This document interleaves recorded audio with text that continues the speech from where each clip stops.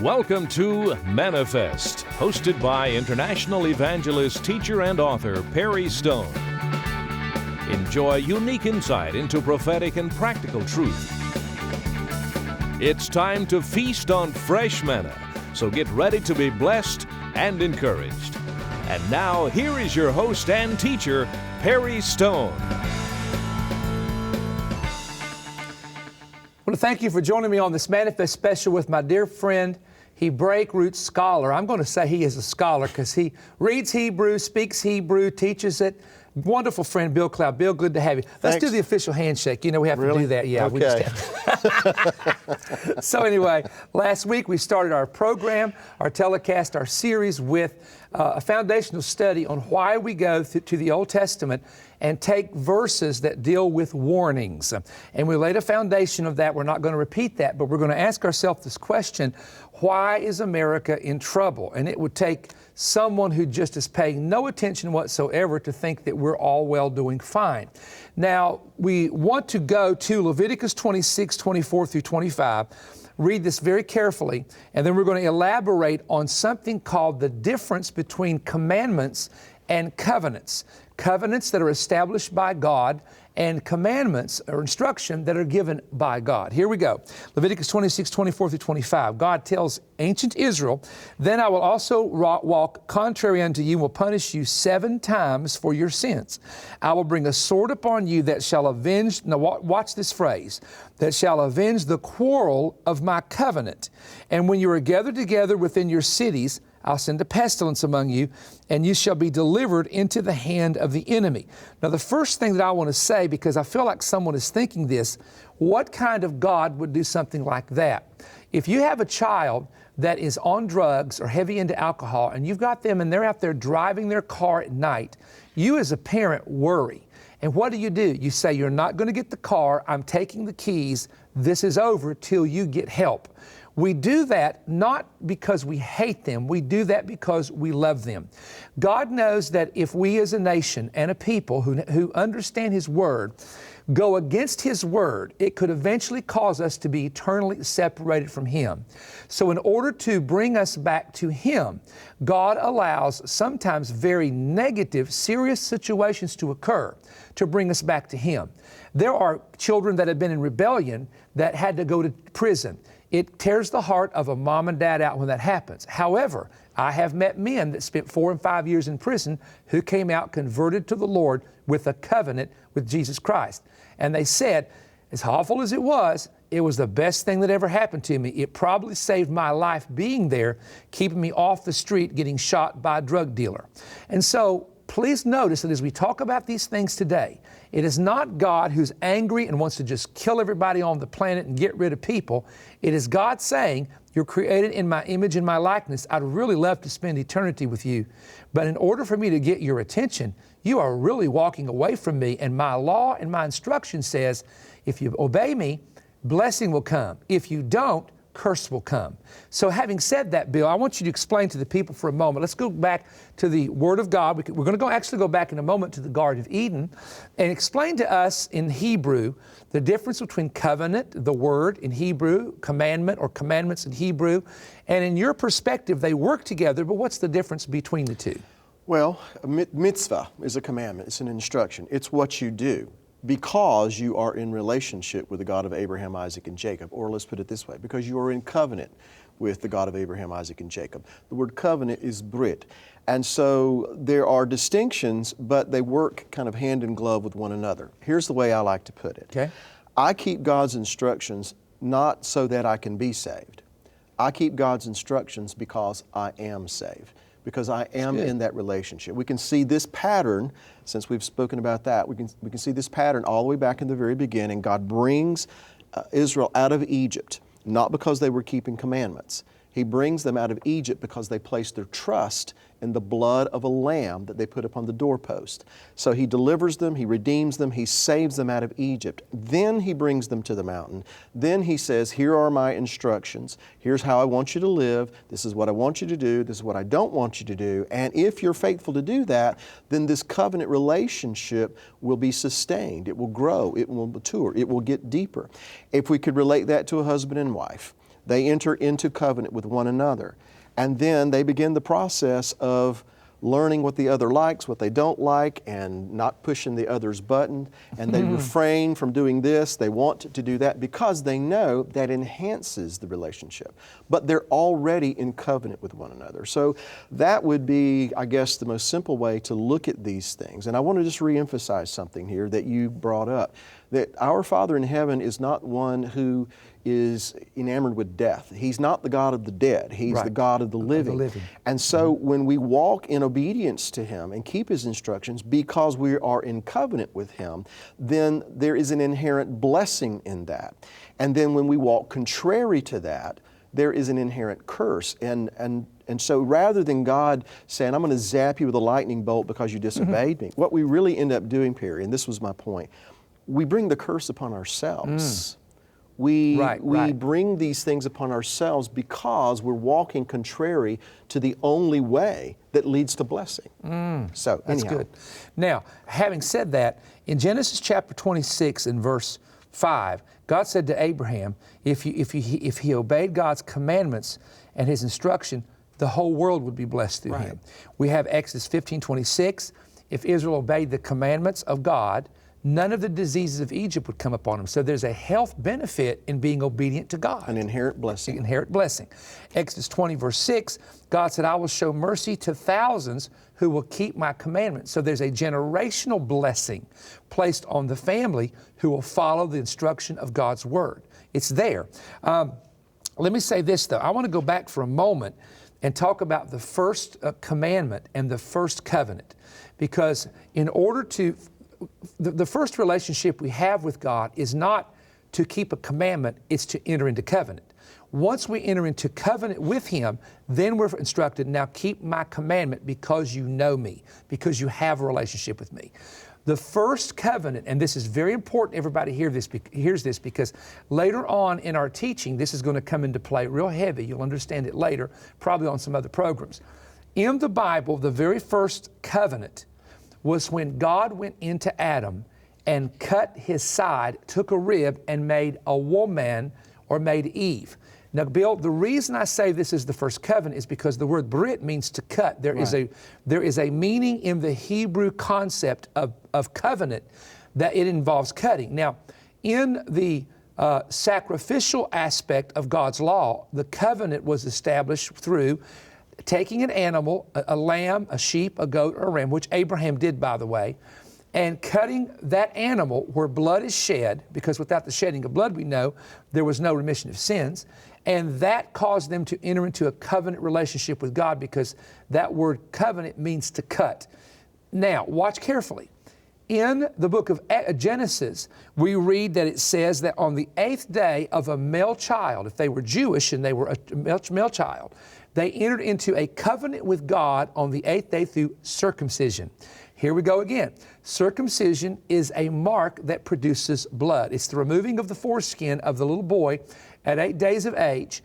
And by removing the foreskin, there's some blood that is shed there. So now we discover that is a major covenant that God establishes with the Hebrew people. Now watch again.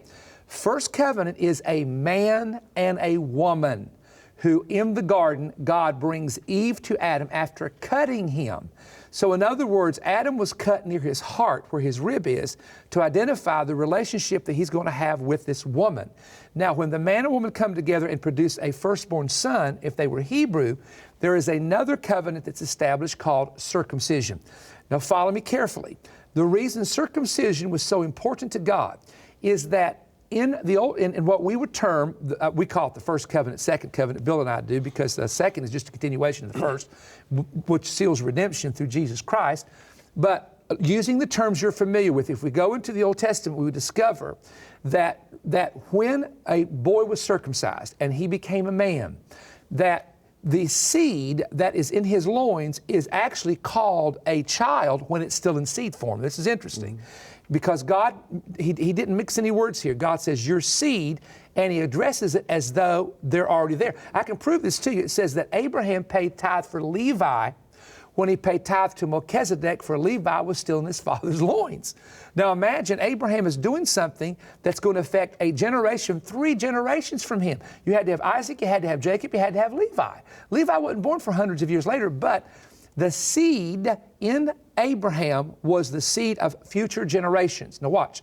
When a Hebrew man went into his wife to consummate and the seed left his loins into the woman's body and she became pregnant, watch this now, the child was marked by covenant in the eyes of God from the beginning because the seed had to pass through the circumcision mark of the covenant in order for the woman to conceive. Now, the point I make with that is first covenant in the Bible is a covenant between a man and a woman or husband and wife. Very first one. Foundational covenant for the entire world is a man and a woman who can procreate. Now, before we talk about the first commandment, tell me about the life part, which is very important. Well, and everybody needs to hear this because this explains a little bit about why we as believers are so adamant in maintaining what we call traditional marriage. It's not just a social thing, it's a covenant thing. Let's go with that, Bill. Well, a few things that you said we really need to hone in on. Yes, right? yes, underscore. And that is that this is the first covenant that's obvious to us. And so why wouldn't the adversary want to go and undermine everything that comes after by undermining that which is foundational? Because covenant is, or the essence and the core of a covenant is life. Again, He's not God of the dead. He's God of the living. He is about life. And so covenant with Him leads to life. So the core and the essence of a covenant, once again, is life. Now, you mentioned that blood is always shed when a covenant is cut, because that's the whole idea of a covenant. Why is blood shed? Because where is life? It's in the blood. I think that's Leviticus 17:11. The life of the flesh is in the blood. Right. Yeah. So the life of all flesh is in the blood. And so the shedding of blood, the cutting, all of that is emblematic of the fact that this relationship and this union is about life. Now, life that is inherent in the covenant is determined by relationships. First, to love the Lord your God with all of your heart, soul, and strength. And by the way, if you love Him that way, He gets to make all the rules. And then the second part of that is to love your neighbor as yourself, your fellow man, or more specifically, in this particular case, a husband and a wife coming together. Because as Perry said, here is the purpose of it, that they would be fruitful and multiply. They're going to keep that commandment because they are in covenant. Right. And what's the end result? Life. And so, Perry, I don't know if I hope I'm not getting ahead of here too much, but the only way that a union, husband and wife, the only way that a marriage can fulfill God's purposes is if it produces life. And so you can't have two of the same gender coming together in covenant and rendering life. It's impossible. It's not going to happen. Therefore, it cannot be equal to what God established. And so if what God established is about propagating life, and you try to redefine that and make the covenant something else that is incapable of producing life, then by default, what does it produce? It produces and renders death. Right. So the importance of covenant and distinguishing the commandment is that covenant is about life, but keeping those commandments is how we propagate that life. In this particular case, being fruitful and multiplying. And one of the things, and I want to be careful how I say this because I want it to be received in the manner of which I'm wanting to reveal it. There are people who will say the traditional husband and wife covenant is no longer valid because our culture has changed. So they changed that into a man with a man and a woman with a woman because our culture has changed. Yet the same people at times, now this is really odd, who will say, but I am a Christian and I'm obeying the commandments of God. Now, there's this really odd thing about how can you say you're obeying His commandments to try to, do the right thing And part of it, to feed the poor, to help the needy, to visit the prisoner, to visit the person in the hospital, which are the things that Jesus instructed, for example. But how can we say that we're doing that, and yet this major covenant, which, the blood covenant actually is what it is, we're breaking it. Now, do you want to comment on that? I would love to comment on that. Then I have one more thing I want to share. Well, you can arrive at that conclusion that I'm a Christian and I'm going to propagate a social gospel by going out and feeding the poor and going to the shut-ins and those kinds of things, and live in a same-sex relationship. You can arrive at that conclusion if you have tossed out everything that comes before the book of Matthew, which is something we spoke of, and the importance of understanding why we are where we're at is because, in part, people have looked at the so-called Old Testament as being outdated, done away with. Jesus fulfilled that, therefore I don't have to pay any attention to that. And so that's how we've arrived at this place. Right. And we discount those covenants, those laws, those principles that God established in the beginning. If there's more prophecy in the book of Genesis than all the other books combined, then all the principles and precepts also are present in Genesis, including what God views as a marriage covenant. So, in answer to the question, we've arrived at that place where people can say those kinds of things because we will pick and we will choose what of God's Word we want to abide by, what we want to ignore. So true. Now, let me go back to this idea of the marriage covenant, because this is unique. In the originality, in fact, we know, you know people who are divorced, I know people that have been divorced. A lot of these people are great people. It wasn't their fault. Someone in the family was unfaithful. And so divorce is in the culture. It's been around all the way back in the time of Jesus, all the way back in the time of Moses. Now, Jesus said this. He says, in the beginning it wasn't so. In other words, in the beginning, he said what God's intent was, find the one person, stay with them, procreate a family, and then pass on your inheritance to your children, and they do the same thing. And Jesus made this statement, because of the hardness of your heart, Moses was given what's called a bill of divorcement. So divorce, has to be legal, just like marriage technically has to be a legal document. It's allowed. It's allowed, right. Because of and of what course, you said. I've been married for 33 years. I'm going to stay with mine the rest of my life. And you've been married to Beth how long? Almost 30. Almost 30. And you got a good one, I got a good one. That's right. They're not going anywhere, and we're not either. So in saying this, I'm saying this on behalf of people who may be watching me. In the original intent, if you go to, again, what God said to Moses, every woman, God looked at virginity, which was the virginity of a woman, so significant and so sacred, and I'm going to say sacred, I'm not saying this by the law part, but by the sacredness of it, that if a girl lied to a man and said, I'm a virgin, and then found out that she wasn't the night they were married, she could be punished. And it was a very serious punishment. Now, we don't do that today, I understand that, but here's my point. To show you how marriage is such an amazing covenant, when a young woman keeps herself just for her husband, and they marry, and when the night they consummate, she sheds blood. Now, why would God even allow a woman to do that? And the answer is covenant. That she enters into a blood covenant. This is not an emotional covenant only.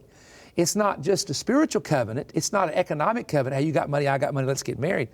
This was originally the intent. I want people to really get the intent of God, because when you talk about the lifestyles today and what people are doing, people think you're phobic, you're this phobic and that phobic, and you're hateful and this and that and the other. You've got to go back to original intent.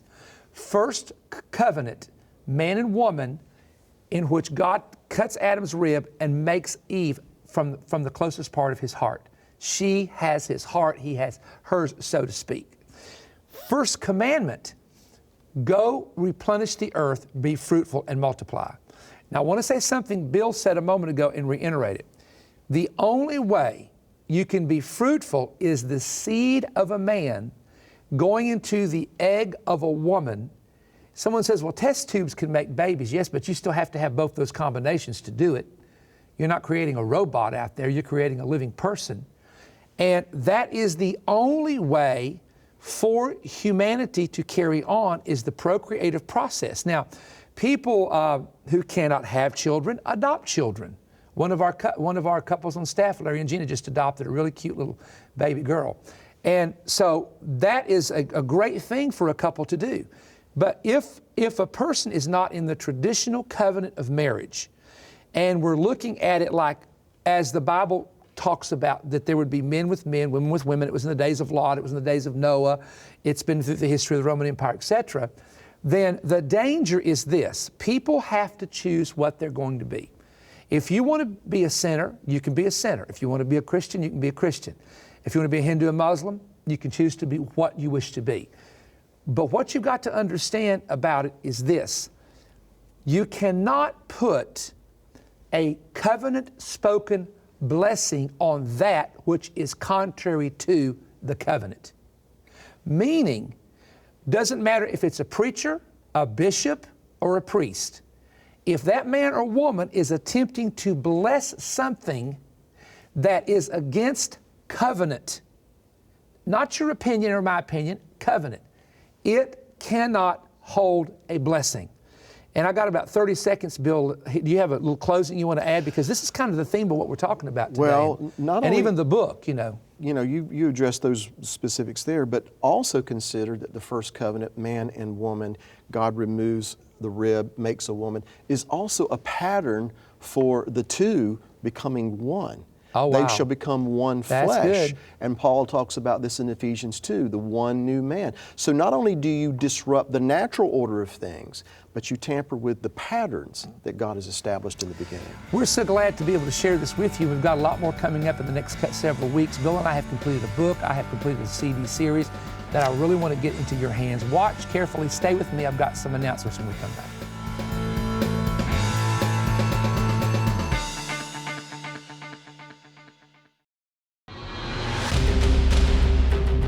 America is in serious trouble. This nation has fallen to the same snares that entrapped great superpowers of the past. And now in 2015, America is racing toward a breaking point. We are now following the exact footsteps of fallen empires such as Rome and Greece. Will we return to God or continue in this downward spiral? America's founders left a trail of documents warning how and why America's possible future demise would be internal and not from an outside force. Today, as our leaders now redefine God's laws and ignore His warnings, where will this lead us? And what warning signs are flashing now that we must heed? In this new prophetic book, America's Controversy with God's Covenant, Perry Stone and Bill Cloud combine their prophetic insight and pen this manifesto to America.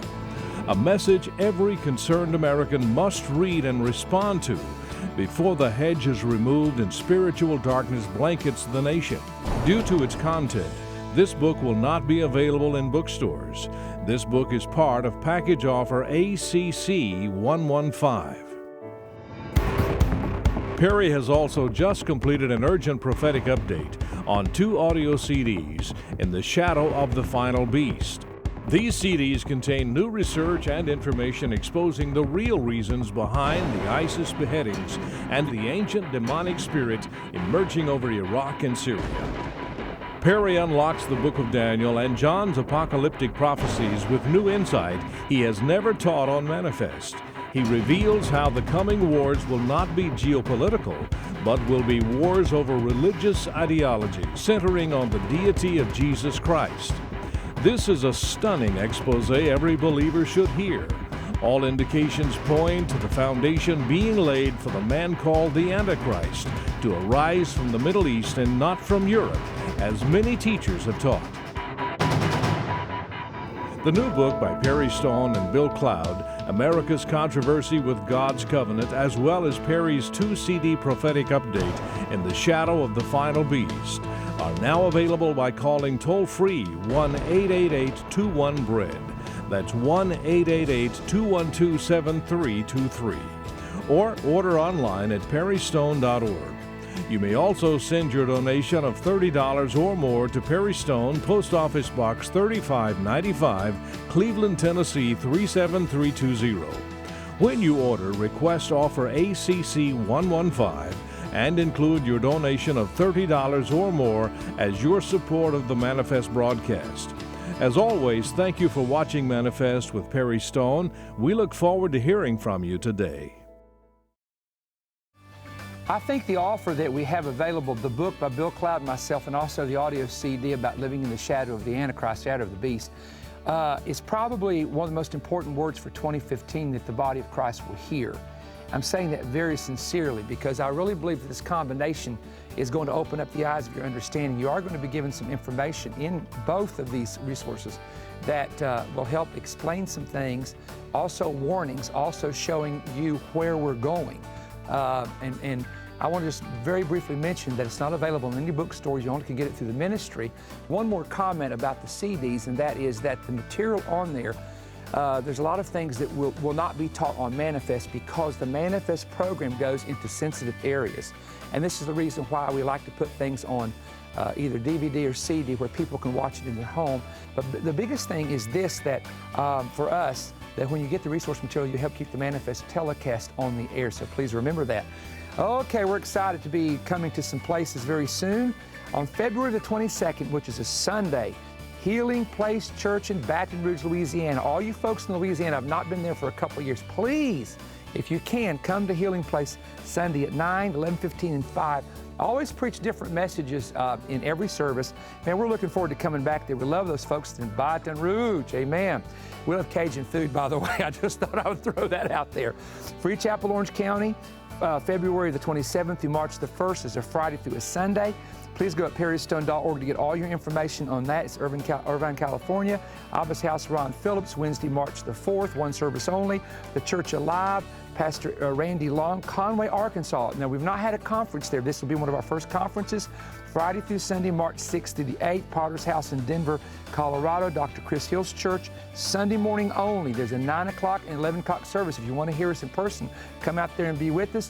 And then Victory and Truth Ministries, which will be a Wednesday night only, March the 25th, Pastor J.C. Church. Looking forward to coming up there. We have never been to Bucyrus, Ohio before, so we're looking forward to that. Okay, go to perrystone.org for more information. Follow us at Perry Stone Ministries on Facebook. We'll be back next week with another program. This March, a generation of warriors is assembling at Omega Center International in Cleveland, Tennessee, arming themselves for battle with teachings from Perry Stone, Damon Thompson, and Mark Casto, with music from Eddie James, Bryn Waddell, and OCI's First Hearts. Register free online at www.ociministries.org. Warrior Fest 2015, where lambs become lions.